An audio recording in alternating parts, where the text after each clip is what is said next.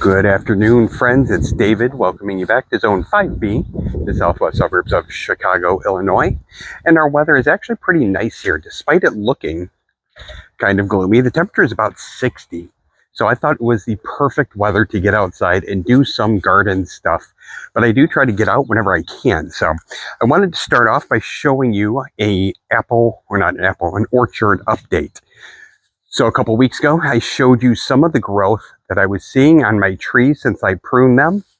And now I wanted to show you what's going on. So that Granny Smith apple that's always been kind of a slow grower is actually putting on a lot of green growth, which is amazing. We see a ton of growth on my cherry, ton of growth here. Oops, hang on, call it. Ton of growth on this one. This is the pawpaw. So this has not grown just yet, but I'm okay with that. Over here, a ton of growth in flower blooms. See if you can see those flower blooms. My other pawpaw.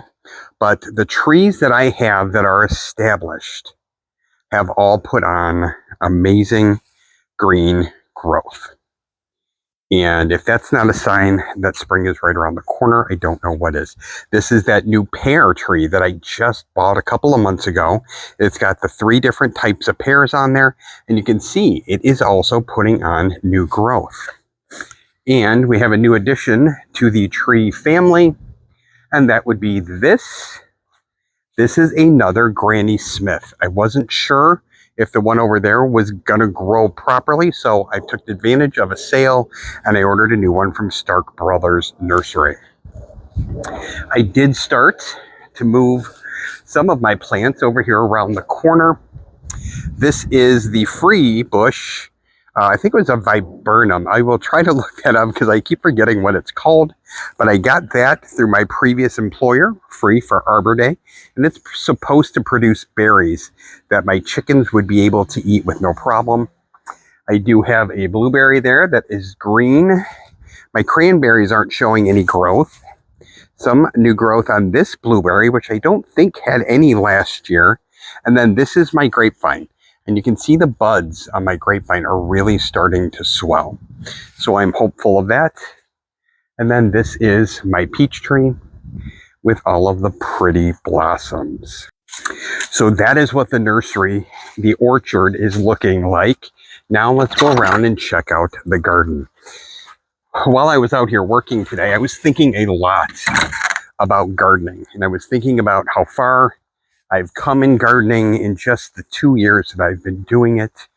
And honestly, what a blessing gardening has been in my life. And I think if I could go back and tell myself some advice about gardening, the one piece of gardening that I would give to any new gardener is to start manageable. I don't want to say start small and limit you, but you have to start with enough that you're going to be able to handle it without feeling overwhelmed. I really jumped in head first when I did my start. I started out with my bucket holder there, the first one, with my 12 buckets that I had tomatoes in. And then I had this garden bed. And surprisingly, I managed to keep up with it without getting myself overwhelmed or without feeling like a failure. Because I said in a video a couple weekends ago, gardening can be very humbling.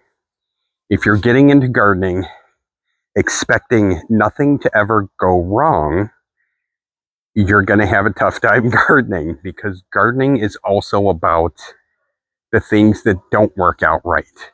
The seeds that don't germinate, the plants that are destroyed by chickens. We got 4 new baby chickens.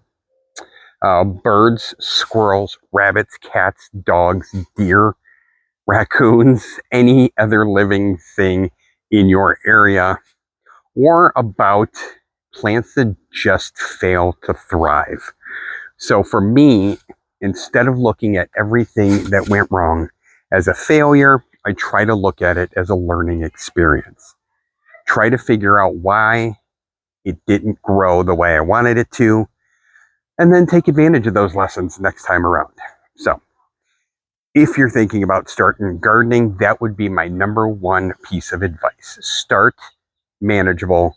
Start with something that you guys like to eat, that you've always wanted to have. Do your research.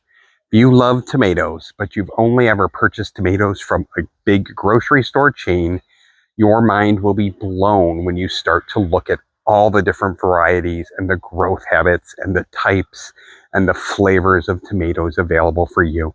And a little research can go a long way in helping you be successful. Also, plan. Figure out what you're going to do. Lay it out like you would if you were building something. So when you're ready to go, you have something in mind, and also be adjustable, be flexible. And an example of my flexibility is actually in this big garden bed, my original garden bed. So the only thing I have in here would be my grapevines from last year. This one, I just recently pruned. I cane pruned this one. And this one over here, I think was actually pruned by the animals before I had this area fenced off. So this one is pruned pretty low, and I don't know if it's going to survive. Really fast, I digress. Over in this bed, my garlic is doing really, really well. And I actually have one asparagus here. It's growing way too early, but it is an asparagus. So I spent today in this garden bed planting bare root strawberries. I had ordered, I think, 24 bare root strawberries from Stark Brothers Nursery. They came in today. So I sat here on my hands and knees planting each and every one of those bare root strawberries. They're going to be on this half of this garden bed, and this garden bed is 8 foot by 4 foot. On the other half, I plan to put peppers, and I planned it out that way so the peppers don't block the sun from getting to the strawberries. So I planted the strawberries there, and then the few extras I had, I planted in that bucket. With strawberries, it is important, if you have bare roots, to first soak them to rehydrate the roots. And then when you plant them, you don't want to bury the crown, which is where all the growth comes off of, or it will kill the bare root strawberries. So I have a whole bed of strawberries planted this year. This will be my biggest attempt at growing strawberries. I did put some in my green stalk garden that I'll see if they survive the winter as we warm up here. But now I also have a big garden bed full of strawberry plants. So I'm hoping we will have a massive strawberry harvest. I do hope to get some more gardening work done this weekend. I think tomorrow is going to be in the 80s, but it's also supposed to rain. So far, the new garden is working out really well. I do have chicken wire up against the fence to keep the rabbits out. It does go all the way to the ground. Now, any digging animals could still get in because I don't have hardware cloth on the ground. But I am very excited to get this area planted in as we get closer to summer. So there it is, guys. Just a quick update video on what I'm doing this weekend. I hope you are all out enjoying the weather, enjoying the spring, enjoying your time, whether you're spending it with family or friends or by yourself. I hope you get out, enjoy nature, and do something fun. Again, if you want to start gardening, it's not too late. This is about the perfect time. Even if you're starting your seeds, you still have time to get those seeds started and to get the plants in the ground and growing. My girls just wanted to say hello. Those are our 4 adult chickens, and the babies are back there because they just came outside earlier this week. So from me and the whole flock, thank you guys for watching. If you like the video, make sure you hit that like button. It helps all of my algorithms and numbers and all that good stuff. Hit the subscribe button so you know when I post my next video. And please share my content. Anybody who you think might be into gardening. If you have any questions or suggestions or any gardening stories of your own, drop them in the comments so we can all see them. Thank you guys for supporting me. Remember, hashtag grow a little every day. Never stop growing. And I'll see you guys all back here again next time on come grow with David A. Have a good weekend.